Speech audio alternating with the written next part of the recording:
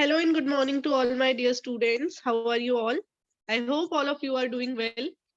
So, as in our previous class, we have discussed about the correlation and the method of calculating correlation or studying the correlation by scattered diagrams, right? We have completed how we can study the correlation between two variables by using scattered diagrams. Now, today we have to start the next part, that is study of correlation by using Carl Pearson's method. Carl Pearson, इन्होंने एक mathematical formula दिया था for the study of correlation. देखिए क्या formula दिया था. पहले इनके बारे में बता रखा है, हम इनके प्रोफाइल की रिलेटेड कुछ पॉइंट्स डिस्कस कर लेते हैं. Then after we are going to discuss the concept given by him to study the correlation between two variables. देखिए,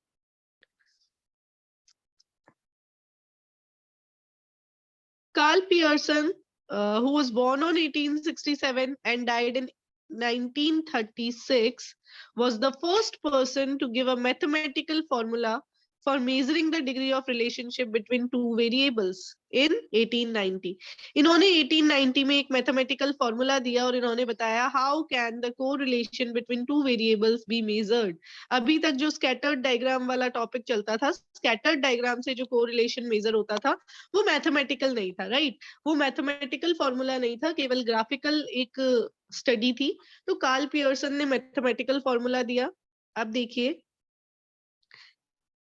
the Carl Pearson's coefficient of correlation is also known as product movement correlation or simple correlation coefficient. Product movement correlation या simple correlation coefficient, ये दोनों Karl Pearson के ही नाम है. Karl Pearson के coefficient of correlation के names है. It is the most popular and widely used method to calculate the correlation coefficient. सबसे ज्यादा पॉपुलर और सबसे ज्यादा widely used method है कार्ल पियर्सन का coefficient. इसीलिए हमारे चैप्टर नंबर 11th में इसको सिलेबस में रखा गया है. इसके बाद जो स्पियर्समैन रैंक कोरिलेशन है वो आपके सिलेबस से हटा दिया गया है. तो यहाँ पे भी आपको ध्यान रखना है, हमें कार्ल पियर्सन का सिंपल कोरिलेशन पढ़ना है. ठीक है, कैसे कैलकुलेट करेंगे, कुछ चीजें हैं जो हमें नहीं पढ़नी है, वेरिएंस वगैरह से रिलेटेड हम सारा टॉपिक पढ़ेंगे as per the updated syllabus of CBSE. तो आपको ध्यान रखना है कि सीबीएसई के अपडेटेड सिलेबस के अकॉर्डिंग हम क्या क्या चीजें पढ़ रहे हैं. देखिए जरा ध्यान से. पहले तो इन्होंने क्या कहा, देखो, इन्होंने कहा कि coefficient of correlation can be denoted by using small R. यानी आर से आप डिनोट करोगे. ठीक है, आर एक प्योर नंबर है जिसकी कोई यूनिट नहीं है. कोएफिशिएंट ऑफ कोरिलेशन को किससे डिनोट करेंगे? आर से. जैसे हम एक्स बार से मीन को डिनोट करते हैं, है ना, क्यू से क्वार्टाइल को, वैसे ही आर से कोरिलेशन को. अब देखिए, according to Karl Pearson, coefficient of correlation is determined by dividing the sum of products of deviation from their respective means by their number of pairs and their standard deviation. Language पढ़ेंगे तो हमें समझ में नहीं आएगा, लेकिन जब formula समझेंगे तो हमें आराम से समझ में आ जाएगा. देखिए क्या कह रहे हैं. ये कह रहे हैं कार्ल पियर्सन के अकॉर्डिंग कोएफिशिएंट ऑफ कोरिलेशन कैसे कैलकुलेट कर सकते हैं. R is equals to sigma x Y. कौन सा एक्स वाई है? स्मॉल एक्स और small Y. Small X and small Y. आपको पता होगा स्मॉल एक्स निकालते हैं एक्स माइनस एक्स बार करके, तो वाई निकाल देंगे वाई माइनस वाई बार करके. यहाँ पे एक्स और वाई क्या है? यहाँ पे x भी एक सीरीज है और y भी एक सीरीज है. दो सीरीज के वेरिएबल्स गिवन है. यहाँ पे कुछ भी इंडिविजुअल सीरीज, डिस्क्रीट सीरीज या कॉन्टिन्यूअस सीरीज नहीं होता है. यहाँ पे तो x वेरिएबल्स और y वेरिएबल्स होते हैं. पहली चीज आपको यही ध्यान में रखनी है. काफी बार बच्चे पूछते हैं मैम इंडिविजुअल सीरीज का तो हमने कर लिया, डिस्क्रीट सीरीज का मेथड आपने करवाया ही नहीं. तो you have to make it clear in your mind कि कोरिलेशन में आप किसी एक सीरीज की कैलकुलेशन नहीं कर रहे. What you are doing, you are simply finding out the relation between two variables, right? तो वो two variables x सीरीज के variables और y सीरीज के variables होंगे. फ्रीक्वेंसी आनी ही नहीं है पूरे कैलकुलेशन में, कहीं भी फ्रीक्वेंसी का कोई रोल नहीं होने वाला है. तो देखिए कैसे कैलकुलेशन करेंगे. उतना आसान नहीं है, फॉर्मूले में कॉम्प्लिकेशंस है, ध्यान से समझिएगा. ठीक है, एकदम फुल कंसंट्रेशन के साथ समझेंगे, आराम से हो जाएगा। जो जो चीजें मैं आपको करवा रही हूँ, आपको केवल टर्म 2 के लिए वही करनी है as per the updated syllabus. तो R is equals to sigma x Y, small X Y. कैसे निकालेंगे हम? पहले हम एक्स में से मीन को माइनस करते हुए स्मॉल एक्स निकालेंगे, फिर हम y वाली सीरीज में से y का मीन माइनस करेंगे और स्मॉल y निकालेंगे, फिर हम इस स्मॉल एक्स और स्मॉल y का मल्टीप्लाई करेंगे और इनकी टोटल करेंगे, मल्टीप्लिकेशन करके इनकी टोटल करेंगे, तब हमारे पास आएगा सिग्मा स्मॉल एक्स वाई। ठीक है, क्वेश्चन के साथ करेंगे तो और अच्छे से समझ में आ जाएगा। डिवाइड में हमें लेना है n, that is number of items, and then standard deviation of x, and then standard deviation of y multiply में। अब standard deviation of series x कैसे आएगा? अगर हम बात करें कि स्टैंडर्ड डेविएशन कैसे निकालते हैं, तो एक्चुअल मीन मेथड से बहुत सिंपल कैलकुलेशन था। अंडर रूट में small X square divided by N, ये रहा फॉर्मूला। अंडर रूट में small X square divided by number of items, right. तो अंडर रूट में स्मॉल एक्स स्क्वायर, तो वापस एक्स की कैलकुलेशन तो हमने की थी, केवल उस एक्स का स्क्वायर कर देना है और उस x का स्क्वायर करके उसका सिग्मा करके उसको n से डिवाइड करेंगे, तो x सीरीज का स्टैंडर्ड डेविएशन आएगा और ऐसे ही आगे y सीरीज का आएगा। हम अभी आगे देखेंगे कैसे कैलकुलेशन करते हैं। यहाँ पे इन्होंने इसी फॉर्मूले को एक्सप्लेन किया हुआ है। अभी हम कोवेरियांस और कुछ भी नहीं कर रहे हैं। अभी मैंने आपको क्या करवाया, ध्यान से टिक कर लीजिएगा अपनी बुक में साथ साथ में। I have explained you this simple formula and then we are going to do an example of this formula. देखिए example number 3 of your book. और कुछ नहीं देखना है, कहीं कंफ्यूजन नहीं क्रिएट करना है, कुछ भी दिमाग नहीं लगाना है। जो करवाया जा रहा है केवल वो चीजें ध्यान से समझते जाना है, उसमें कंफ्यूजन आने पे पूछना है। Example number 3, this type of question can be asked in 3 marks. Bonus number है, आप इसका सॉल्यूशन देखें जरा, इतना सा सॉल्यूशन, लॉटरी विनिंग क्वेश्चन होता है ये। क्या कह रहे हैं ये आपको नंबर ऑफ आइटम्स दे रहे हैं एक्स सीरीज के लिए भी और वाई सीरीज के लिए भी, दोनों के लिए सेम ही रहेगा, क्योंकि एन हमारे फॉर्मूले में एक बार यूज हो रहा है और क्लैरिफाई नहीं किया जा रहा है कि एन कौन सी सीरीज का है। दोनों सीरीज का सेम रहेगा, यानी एक्स सीरीज में भी 30 यूनिट्स है और वाई सीरीज में भी 30 है, तो एन इज इक्वल्स टू 30। ये आपको क्वेश्चन ने लिख के दे दिया, तो मेरे फॉर्मूले में एन जो आएगा उसकी वैल्यू क्वेश्चन ने मुझे दे दी है, उसकी वैल्यू क्वेश्चन ने मुझे लिख के दे दी है। आगे देखिए, standard deviation of x series, it means standard deviation किसका? x का। क्वेश्चन ने मुझे लिख के दे दिया 3। ये जो नीचे स्टैंडर्ड डेविएशन ऑफ x है ये गिवन है, and standard deviation of y is also given 2।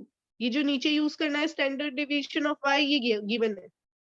ठीक है, मुझे कोएफिशिएंट ऑफ कोरिलेशन निकालना था, तो क्वेश्चन ने आपको नीचे वाली सारी वैल्यूज तो दे ही दी है। अपॉन में जो करना है n standard deviation of x and standard deviation of y, all the three values are given to you। अब ये वाला कंसेप्ट देखिए, क्या कह रहे हैं, summation of product of deviation of x and y series from their mean, यानी x series का और y सीरीज का हमने डेविएशन निकाला और उस डेविएशन का इनटू किया। ये डेविएशन निकाला कैसे? इनके मीन से। ये लैंग्वेज क्या कहना चाहती है ये समझिए। इन्होंने कहा कि आपने x सीरीज के मीन से x माइनस एक्स बार करके स्मॉल x निकाला और आपने y सीरीज का मीन निकाला, फिर y माइनस वाई बार किया और स्मॉल y निकाला। ये क्या है? Deviations of x and deviations of y। फिर आपने इन डेविएशंस का प्रोडक्ट किया, यानी कि आपने x को y से इंटू किया, स्मॉल x को स्मॉल y से मल्टीप्लाई किया, और इसको मल्टीप्लाई करके जब आप डेविएशन कैलकुलेट कर रहे हैं, जब आप इसका समेशन कर रहे हैं, तो वो समेशन क्वेश्चन ने आपको दे दिया है 150। बहुत ज्यादा दिमाग लगाना पड़ेगा, लैंग्वेज को समझना पड़ेगा। लैंग्वेज आ गई तो सब कुछ हो जाएगा, तो दिमाग लगा के इस लैंग्वेज को समझिए। ये लैंग्वेज क्या कह रही है आपको? Sum of product of deviations of X and Y series from their mean. Mean से डेविएशन निकालते हैं तो उस डेविएशन को स्मॉल एक्स और वाई सीरीज के डेविएशन को स्मॉल वाई कहेंगे। इनका प्रोडक्ट किया गया यानी small X into small Y किया गया, फिर इसका सिग्मा कर दिया गया यानी sigma small X into sigma small Y. Sigma small X Y, sorry अलग अलग नहीं, sigma small X Y, X और वाई का इंटू करते गए पूरी टेबल में और सिग्मा स्मॉल एक्स वाई निकाला तो हमारे पास वैल्यू आ गई 150। यानी सब कुछ तो क्वेश्चन ने दे दिया। ये ऊपर जो लिखना था sigma X small X Y ये गिवन है। अब आपको क्या करना है, फॉर्मूले में वैल्यू पुट ऑन करनी है। Sum of deviations sigma x Y 150 given है, तो मैंने ऊपर लिख दिया यहाँ पे 150। अपॉन में n गिवन है 30, तो मैंने अपॉन में लिख दिया n इनटू x सीरीज का स्टैंडर्ड डेविएशन 3, y सीरीज का स्टैंडर्ड डेविएशन 2। इसको आपको सॉल्व करना है, you will get the coefficient of correlation. आसान कैलकुलेशन है, करके देखेंगे आराम से हो जाएगा। सीरीज गिवन होती है, उस सीरीज का नंबर ऑफ आइटम गिवन है, स्टैंडर्ड डेविएशन x का भी गिवन है, y का भी गिवन है और सिग्मा स्मॉल एक्स वाई भी गिवन है। You simply need to apply the formula. आगे आ जाइए। अब वेरिएंस अभी हम नहीं कर रहे हैं, ठीक है। आपको सीधा एग्जाम्पल नंबर 3 के बाद कैलकुलेशन समझनी है कार्ल पियर्सन के कोएफिशिएंट ऑफ कोरिलेशन की बाय दीज 4 मेथड्स। जो पिछले चैप्टर में टॉपिक्स डिडक्ट हुए थे उनसे रिलेटेड इस चैप्टर का कंसेप्ट हमें नहीं करना है। मैं आपको सीबीएसई अपडेटेड सिलेबस के अकॉर्डिंग जो जो चीजें हैं वो सारी यहाँ पे एक्सप्लेन कर रही हूँ, तो बुक में टिक करते जाना जो फॉर्मूला अभी मैंने आपको समझाया था वो। Then after the example number 3 वैसा क्वेश्चन आपसे पूछा जा सकता है। उसके बाद में डायरेक्ट आ जाएंगे topic number 11.9 actual mean method, direct method, shortcut method and step deviation method. बस ये 4 मेथड से कोरिलेशन समझेंगे और हमारा चैप्टर हो जाएगा कंप्लीट। लेकिन क्या इन 4 मेथड से कोरिलेशन समझना आसान काम होगा, ये आप जज करेंगे आगे बढ़ के। Have a look. सबसे पहले actual mean method, you have to learn the formula. Tick कर लीजिएगा, फॉर्मूला आ गया तो सब कुछ आ जाएगा। Karl Pearson simple coefficient of correlation पूछे, कुछ भी नहीं लिखा हुआ हो तो जो पीछे हमने अभी फॉर्मूला पढ़ा था आप उस फॉर्मूले से वैल्यूज निकाल सकते हैं। पीछे जो अभी आपने फॉर्मूला पढ़ा था, right, sigma x Y upon n into standard deviation of x into standard deviation of y। But अगर वो आपको कह दे calculate the coefficient of correlation by using actual mean method given by Karl Pearson, तो आपको यही formula लगाना है। क्या फॉर्मूला है देखिए, ऊपर तो सेम वैल्यू है sigma small X Y upon में अंडर रूट में sigma x square into sigma Y square.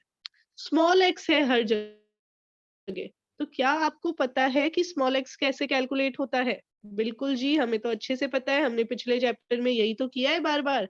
x minus x बार करेंगे तो स्मॉल एक्स आएगा, y माइनस वाई बार करेंगे तो स्मॉल y आएगा।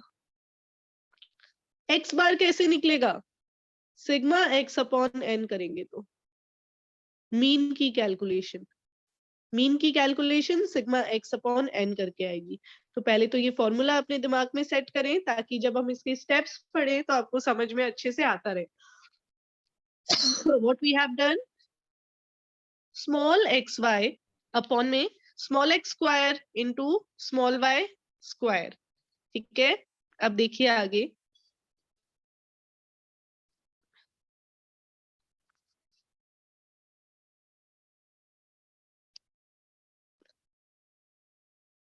एग्जाम्पल नंबर 6 की तरफ मूव करते हैं। एग्जाम्पल नंबर 6 की तरफ, have a look. x given है, y गिवन है। मैं आपको सॉल्यूशन बाद में एक्सप्लेन करूंगी, पहले आपको समझा रही हूँ करना कैसे है, फिर आप बुक से सॉल्यूशन देखेंगे ताकि आप खुद ये एग्जांपल्स कर पाए, ठीक है। जो भी डाउट्स हैं आपके वो क्लास के बाद लास्ट में डिस्कस किए जाएंगे। For once just go with the topic. देखिए, मुझे एक्स सीरीज दी हुई है। फर्स्ट ऑफ ऑल मैं एक्स बार निकालूंगी। कैसे निकालते हैं एक्स बार? आई थिंक आप सबको अच्छे से पता है, sigma X divided by N. मेरे पास x बार आ जाएगा।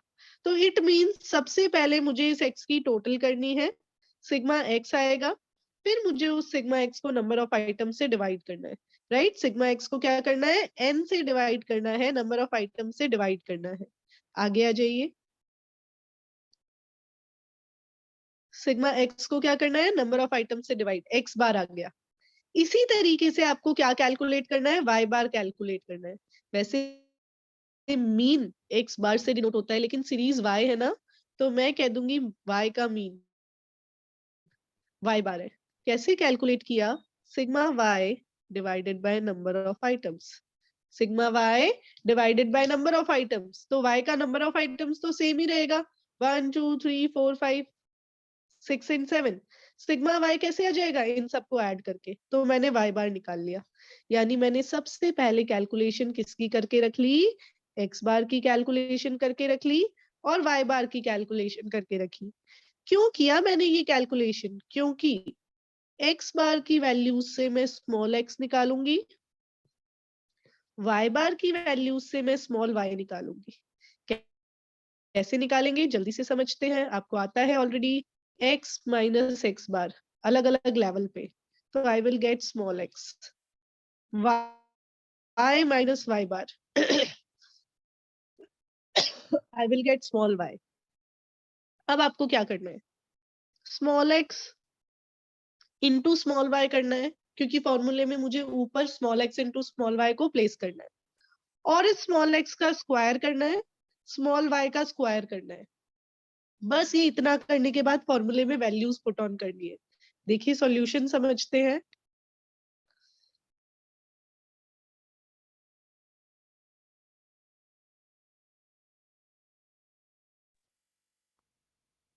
Here it is. The first thing is calculation of mean of both the series. X का मीन आ रहा है 21, Y का मीन आ रहा है 12। कैसे कैलकुलेट हुआ, sigma X 147 divided by 7, that is number of items. X बार आया, Y बार कैसे आया, sigma Y 84 divided by number of items in the series, that is 7, Y बार आ गया। Show me a thumbs up if it is clear to all of you till this part.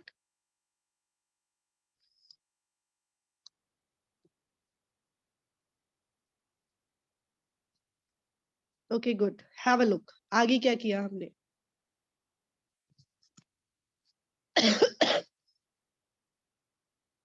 The next thing is calculations of deviations from mean, या फिर मैं simple language में कहूँ तो calculation of small x. क्या आपको पता है कैसे कैलकुलेट करते हैं? बिल्कुल पता है, x माइनस x बार करते हैं, स्मॉल x आता है, और ऐसे ही y माइनस y बार करते हैं तो स्मॉल y आता है। मैंने स्मॉल x और स्मॉल y निकाला। कैसे निकालते जा रहे हैं, देखें जरा ध्यान से।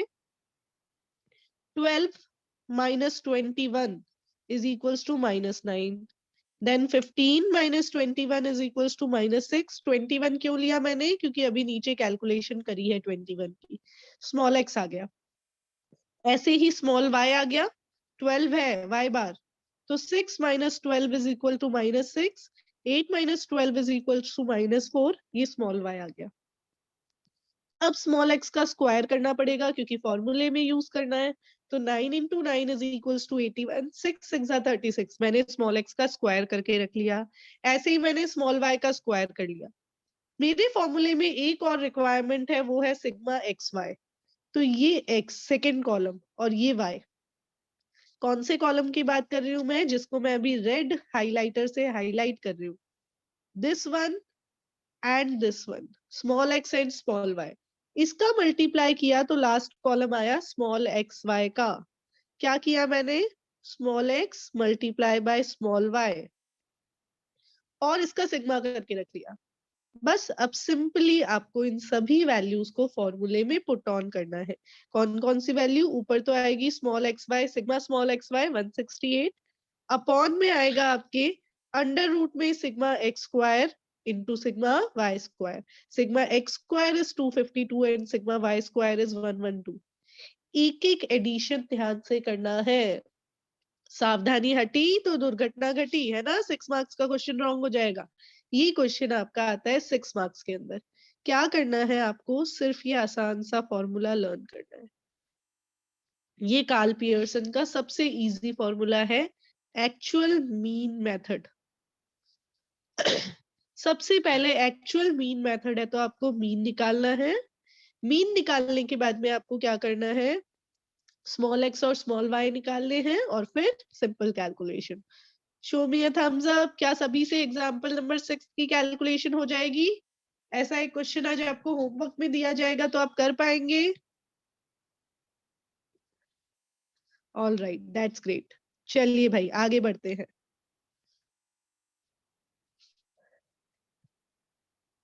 एक और क्वेश्चन दिया हुआ है, ये 3 मार्क्स में आ सकता है। पहले वाले क्वेश्चन में तो आपको दाल चावल दिए थे, खिचड़ी खुद बनानी थी। इस बार खिचड़ी बना के दे दिया, आपको केवल खाना है। ठीक है, बनी बनाई खिचड़ी रेडी है। मैगी की बात कर लेते हैं, मैगी रेडी है। पिछले वाले में मैगी का पैकेट दिया गया था, मैगी बनानी भी खुद थी, खानी भी खुद थी। यहाँ पे तो रेडी है मैगी, आपको केवल केचप डालना है और उसको फटाफट से फिनिश कर देना है। तो देखिए क्या क्या दिया हुआ है। स्मॉल एक्स स्क्वायर दिया हुआ है, sigma small X square, sigma small Y square भी दिया हुआ है और सिग्मा एक्स वाई भी दिया हुआ है। काफी बार बच्चे कहते हैं हमें तो चम्मच से खिला भी आप दो, और वो ये 3 नंबर का आसान सा क्वेश्चन छोड़ के आ जाते हैं। उनको पता ही नहीं चलता कि फॉर्मूला क्या है। क्योंकि होता क्या है, हमने कार्ल पियर्सन का फॉर्मूला पढ़ा, हमें लगा यार ये तो बहुत टफ है, चलो ये छोड़ देते हैं, थ्योरी प्रिपेयर कर लेते हैं। अब टीचर इजी वाला पार्ट पेपर में दे देता है और बच्चा कहता है यार मुझे तो फॉर्मूला ही याद नहीं है, तो वो उसकी कैलकुलेशन ही नहीं कर पाता। तो आपको ऐसी गलती नहीं करनी है, आपको तो समझ के सारी चीजें करते जाना है। तो देखिए सब कुछ क्वेश्चन में गिवन है, you simply have to put on the values in the formula और आपको बहुत आसानी से 3 नंबर मिल जाएंगे सिंपल कैलकुलेशंस करके। स्टेप बाय स्टेप मार्क्स मिलते हैं। 1 नंबर तो इस फॉर्मूले को लिख के इसमें वैल्यूज अप्लाई करने का ही मिल जाता है।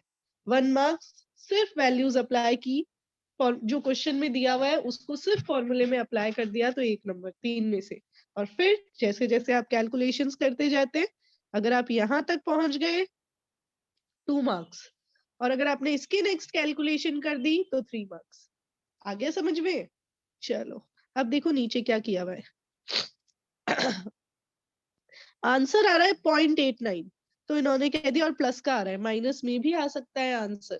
इन्होंने कहा there is a high degree of positive correlation between X and Y. क्योंकि आंसर प्लस का 0.89 आ रहा है, हमने पढ़ा था अगर 0.9 के आसपास होता है तो extremely high degree of correlation होता है, और 0.75 से 0.9 के बीच में होता है तो fairly high degree of correlation होता है।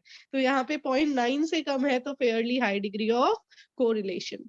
परफेक्ट तो 1 होएगा तो आएगा आंसर।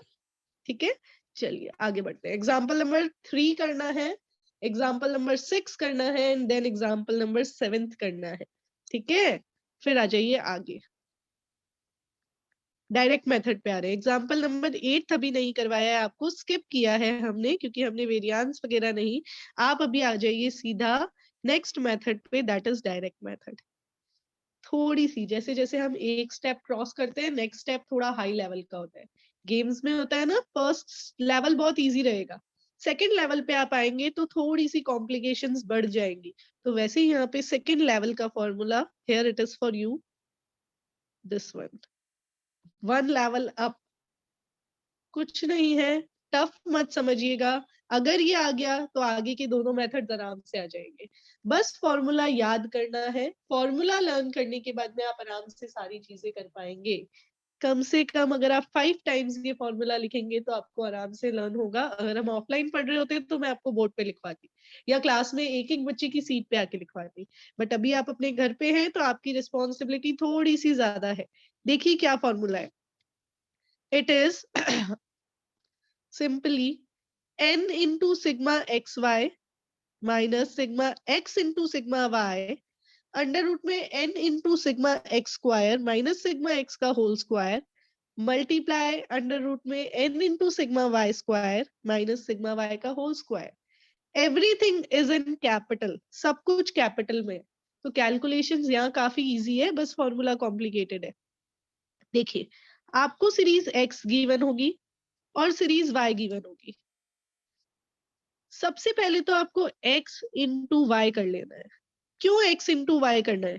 क्योंकि ये जो फर्स्ट वैल्यू है ये है n into sigma x Y, यानी जितनी भी नंबर ऑफ आइटम्स है मुझे उसको लास्ट में x और y के टोटल से मल्टीप्लाई करना है।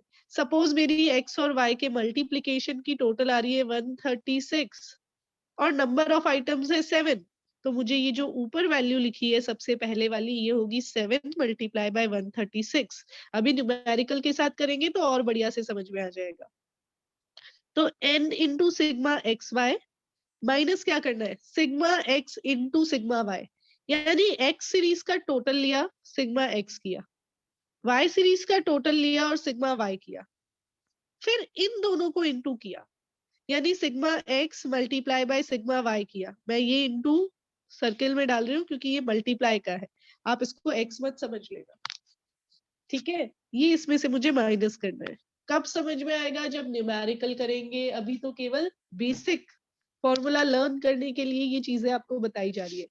अपॉन में क्या लेना है, अंडर रूट में n इंटू सिग्मा एक्स का स्क्वायर, यानी ये जो x दिया हुआ होगा मुझे इस x का स्क्वायर भी करना होगा।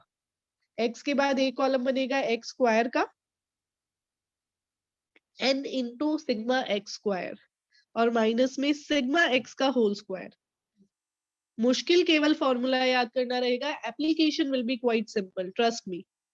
इनटू में n सिग्मा y का होल स्क्वायर माइनस में सिग्मा y का square, sorry n sigma y square minus में सिग्मा y का होल स्क्वायर। देखिए बेटा, फॉर्मूला लर्न करें, उसके बाद में एग्जांपल नंबर 9 की कैलकुलेशंस देखें। कैलकुलेशंस आर नॉट टफ, बहुत कम कॉलम्स बन रहे हैं, ओनली 5 कॉलम्स। इसमें भी स्टेप बाय स्टेप मार्क्स मिलते हैं आपको। 6 मार्क्स का क्वेश्चन आता है, जितने स्टेप्स क्लियर किए, जितने लेवल्स क्लियर किए, उतना स्कोर आपके लिए रेडी हो जाता है।